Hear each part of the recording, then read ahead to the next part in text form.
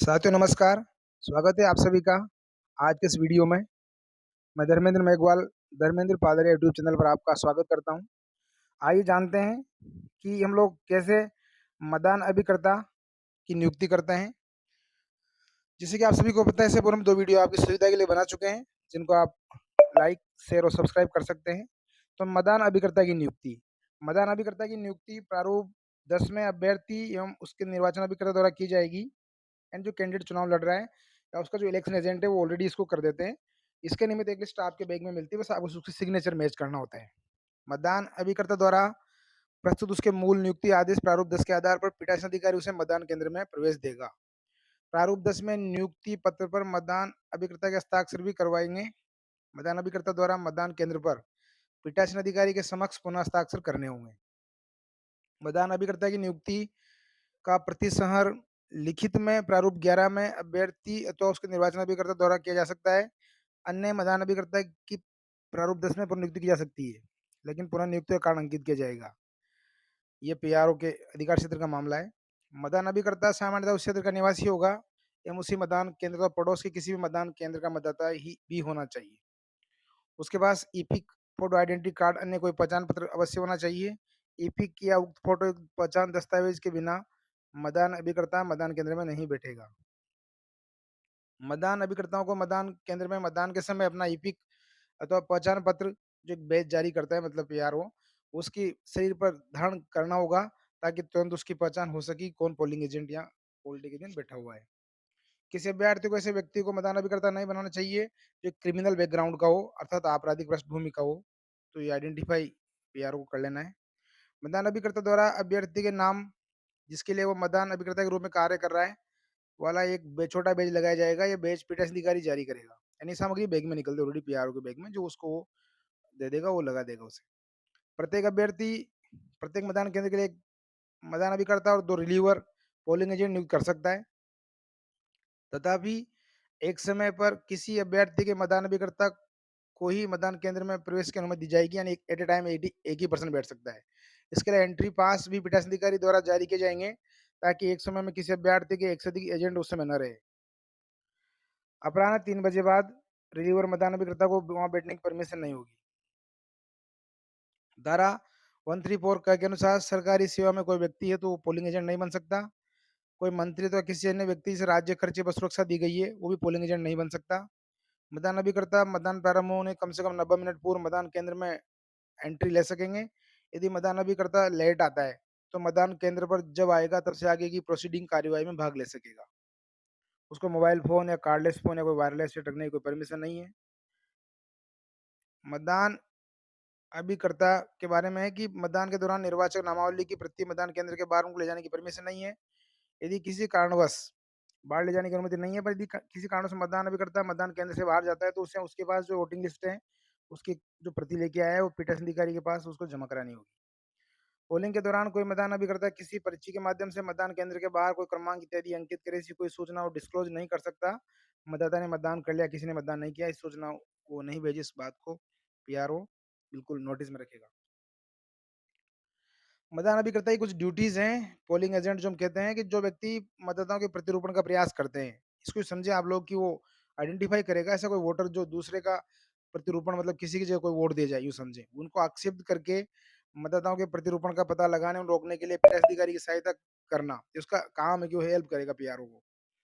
मतदान के पूर्व और पश्चात उपस्थित रहकर नियमों के अनुसार मतदान मशीनों को समुचित रूप से सुरक्षित और मोहरबंद होने के पश्चात स्वयं के हस्ताक्षर अथवा सील लगाना, यानी मॉकपोल के समय, और शाम को जब मशीनें सेल होगी तभी वो उपस्थित रहे। मतदान बंद होने के बाद पीठासीन अधिकारी के प्रारूप 17 ग जिसको हम 17 सी या 17 गी बोलते हैं, जो मतपत्र लेखा होता है उसमें रिकॉर्ड किए गए मतों के लेखे और पेपर सील के लेखे की प्रति लेना, ये देगा पीआरओ से एक प्रति दे सकते हैं अपन एजेंट को 17 सी की, जो मतपत्र लेखा होता है। ये पर्याप्त संख्या में बनाना चाहिए पीआरओ को। इ- इस बात का ध्यान रखना कि मतदान संबंधित सभी दस्तावेज विधि की अपेक्षानुसार समग्र रूप से सुरक्षित और मोहरबंद किए गए हैं। मतदान अभिकर्ता प्रतिस्थानीय अभिकर्ता की संचलन सीट, यानी इसका मतलब ये हुआ कि वो अगर बाहर जाता आता है तो किस समय आया किस समय बाहर गया, ऐसी कोई एक सीट होती है जो पीआरओ मेंटेन करता है। मतदान अभिकर्ता कुछ चीजें अपने साथ ला सकता है, अपना नियुक्ति पत्र, ईपिक, एक वोटिंग लिस्ट की प्रति, पेन, कागज़, पेंसिल ऐसा कोई चीज़ें वो अपने साथ ला सकता है। अब कुछ बातें ऐसी हम लोग करेंगे इनमें कि मतदान की गोपनीयता बनाए रखना। धारा 128 के अंतर्गत मतदान की गोपनीयता का अतिक्रमण करना दंडनीय अपराध है। मतदान प्रारंभ होने से पूर्व पीठासीन अधिकारी ये प्रावधान सभी उपस्थित व्यक्तियों की जानकारी में लाएगा कि सभी लोगों को वोटिंग की सीक्रेसी बनाए रखना है।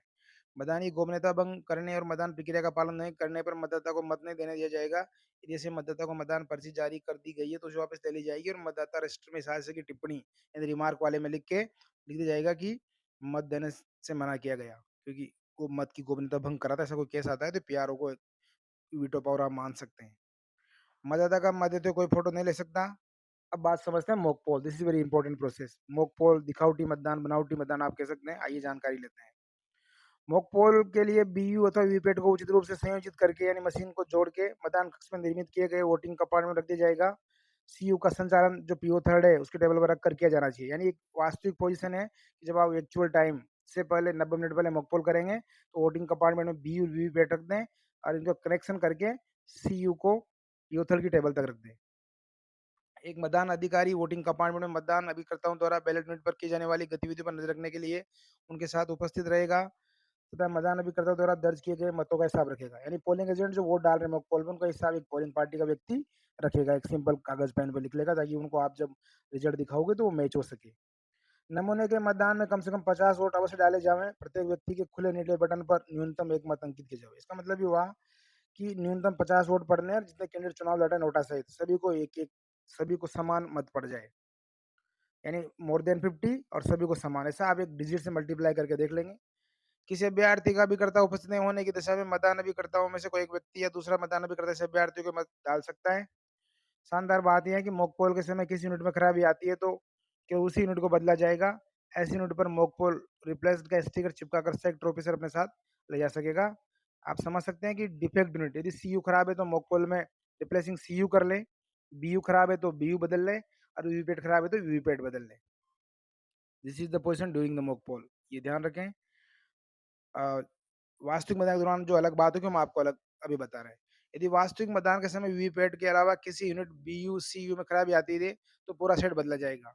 दस सभी अभ्यर्थियों के पक्ष में एक एक मत अंकित कर मॉक पोल पुनः कराया जाएगा। ऐसी सभी यूनिट को सील कर पीठासीन अधिकारी अपने पास रखेगा। ये वाली वास्तविक के दौरान जो खराब होती है उनको सेक्टर को नहीं दी जाएगी। यदि वास्तविक मतदान के दौरान केवल वीवीपैट में खराबी आती है तो केवल वीवीपैट को ही बदला जाएगा तथा उस पोजीशन में आपको मॉक पोल नहीं करना। मुझे लगता है ये बात समझ में आ गई होगी। मॉक पोल के दौरान खराबी और वास्तविक पोल के दौरान मशीनों में खराबी। एक प्रोसेस है मॉक पोल की जो आपको हम दिखा रहे हैं यहाँ पर। ये मतदान देने का एक तरीका है। जैसा कि दिखा रखा है वीवीपैट है, पर्ची दिखती है 7 सेकंड के लिए और वो उसमें गिर जाती है। तो ये आपको एजेंट को मॉक पोल में दिखाना है। ये वोटर वीवीपैट की स्लिप्स का एक नमूना है जिसमें आपको दिखता है कैंडिडेट का नेम, उसका चुनाव चिन्ह और कौन से क्रमांक में उसका मत पत्र में नाम है वो क्रमांक भी दिखता है। 3 चीजें आपको पर्ची पर दिखती है। वीवीपैट के प्रदर्शन खंड में वोटर स्लिप पर सूचना 7 सेकंड तक डिस्प्ले होगी। इसके बाद वोटर स्लिप होते ही कट के ड्रॉप बॉक्स में गिर जाएगी। इसके पश्चात सीयू में बीप की आवाज सुनाई देगी जो कि एक मतदाता द्वारा मतदान की पूरी प्रक्रिया की समाप्ति को प्रदर्शित करेगा। ये एक बटन, नीला बटन प्रेस करना होता है और सामने एक बत्ती जलती है और बीप की आवाज आती है। 7 सेकंड तक पर्ची दिखती है। प्रक्रिया एक पूरी हो जाती है। सभी उम्मीदवारों को वांछित मत देने के बाद यानी पूरा मॉक पोल करने के पश्चात ये क्लोज बटन दबाकर बनावटी मतदान की प्रक्रिया को समाप्त किया जाएगा। तो आप क्लोज करेंगे तो कुछ इस तरह डिस्प्ले आएगा, आपको पूरा देखना है। अब नमूना मतदान का आपको परिणाम भी दिखाना है, यानी मॉक पोल का रिजल्ट भी आपको दिखाना है। जब आपने मॉक पोल कर लिया, क्लोज दबा दिया, अब रिजल्ट कितनी बार भी आप देख सकते हैं जब तक कि पोलिंग एजेंट संतुष्ट ना हो। तो आपको ये सामने एक बटन रिजल्ट का प्रेस करके पूरी सूचना आएगी, यानी किसी कैंडिडेट को कितने वोट दिए। ये जो हिसाब किताब आपने रखा है उसे आप पूरा मैच करा देंगे। सब चीज़ें होने के पश्चात एक एक एक पूरा एक सिस्टम भी है, मैं आपको इसको क्लियर करूँ। नमूना मतदान हेतु काम में लेके बटनों का क्रम, यानी इस मशीन को पहले आप जब कनेक्ट कर लेंगे तो सबसे बात है कि वीवीपैट के पीछे एक बटन है उसको आपको वर्टिकल करना है। फिर आपको सीयू का बटन पीछे ऑन करना है, क्लियर करना है, यानी पहले से कोई मत है तो उसमें आपको क्लियर करना है। फिर बैलेट जारी करने हैं। फिर जितने आप मॉक पोल में मोर देन 50 आप वोट डला लेंगे तो आपको क्लोज करना है, रिजल्ट दिखाना है, फिर क्लियर भी करना है और फिर स्विच ऑफ करके सीयू को फिर आपको सील करने की प्रोसेस अमल में लानी है। वीवीपैट की नमूना मतदान की वीवीपैट की स्लिप की गणना भी आपको करनी है, यानी ड्रॉप बॉक्स जो है वीवीपैट का उसमें से निकाल करके जितनी भी स्लिप्स है कंटिन्यूटी के बटन को स्विच ऑफ कर वीपैट के स्लिप कंपार्टमेंट को खोलकर सभी वीपैट स्लिप को बाहर निकालना है, जैसे कि दिखाया गया है। इसमें जो 7 परिचय गिरी अनसीन सबके पीछे एक मकपोल की सील लगा के आपको इनको काले रंग के लिफाफे में रखना है।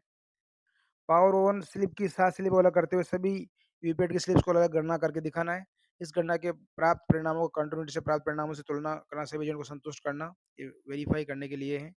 सभी एजेंट को पुनः वीपैट की खाली स्लिप कंपार्टमेंट को दिखाकर इस कंपार्टमेंट को एड्रेस टैग की सहायता इस तरह जो दिखा रखा है, आपको एड्रेस टैग लगा के इस कंपार्टमेंट को आपको सील भी करना है। मॉकपोल के सभी स्लिप के पीछे मॉकपोल की स्लिप की सील लगाना है जो होती है put this seal on back of VVPAT slips.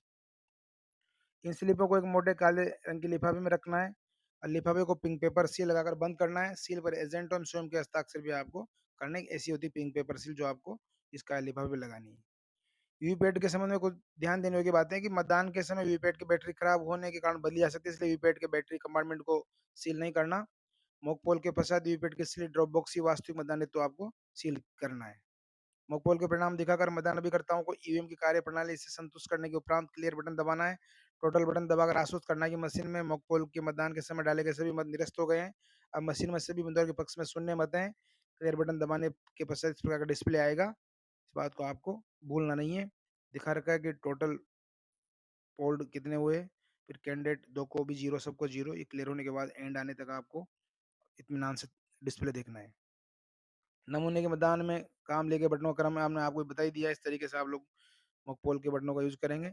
Mock poll का प्रमाण पत्र सर्टिफिकेट भी जारी करना है पीआरओ को। निर्धारित प्रपत्र में होगा ये। आयोग के नवीन निर्देश के अनुसार कुछ 5 तरह के सर्टिफिकेट्स हैं। मॉकपोल पार्ट 1, ये मॉकपोल का पूरा सर्टिफिकेट्स है। इस पे आपको पार्टी के मेंबर को, उपस्थित एजेंट को साइन करने हैं। ये एक सर्टिफिकेट है जो आप देख सकते हैं। पोलिंग एजेंट का नाम है, दल का नाम, कौन से अभ्यर्थी का एजेंट है, अभिकर्ताओं के साइन लेने हैं। इसके पश्चात पीठासीन अधिकारी साइन करेगा। देन आफ्टर पोलिंग पार्टी के व्यक्तियों के नाम आएंगे इसमें, पीओ प्रथम द्वितीय तृतीय, और वो भी इसमें सिग्नेचर करेंगे। ये मॉक पोल प्रमाण पत्र है। फिर आगे बताते हैं पार्ट 2, पावर बैकअप रिप्लेसमेंट इन सीयू। यदि सीयू में आपको बैटरी बदली गई तो इसको इसको भरना है। दिन में से कोई नौबत आती है तो उसका एक सर्टिफिकेट है। एक पार्ट 3 है, इसको कब भरना है?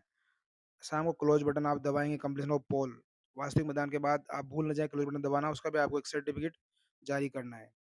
इसमें भी जितने भी एंट्री जो हिंदी में है आप भर के आसानी से। Part 1, part 2, part 3 press writing officer report shall be kept in an envelope. इन तीनों को आपको एक लिफाफे में रखना है। इस तरीके से EVM VVPAT replacement during mock poll के दौरान यदि आप रिप्लेसमेंट होता है तो पार्ट 4 भरना है, इसका भी एक सर्टिफिकेट है। और एक पार्ट 5 भी है, ईवीएम वीवीपैट रिप्लेसमेंट ड्यूरिंग पोल। अगर आपको ड्यूरिंग पोल रिप्लेस होती है मशीन तो ये वाला भरना है 5th नंबर का, आफ्टर कंप्लीशन ऑफ पोल। ये काम आपको करना है। इसमें सब बातें लिखी हुई है। इस तरह का एक फॉर्मेट है जिसको आप आसानी से भर देंगे। कौन सी यू काम है, पहले वाले का क्रमांक क्या था, दूसरी वाली यूज केस का क्रमांक क्या था। प्रिजाइडिंग ऑफिसर्स रिपोर्ट है ये, तो इसके बारे में खास चीज है कि report of 4th and 5th shall be collected by sector officer. यानी 5 प्रमाण पत्र है, 3 एक में रखने हैं और चौथा और पांचवा सेक्टर ऑफिसर अपने आप ले लेगा। Sector officer shall submit the set report to the returning officer को, आरओ को, उसको करेगा।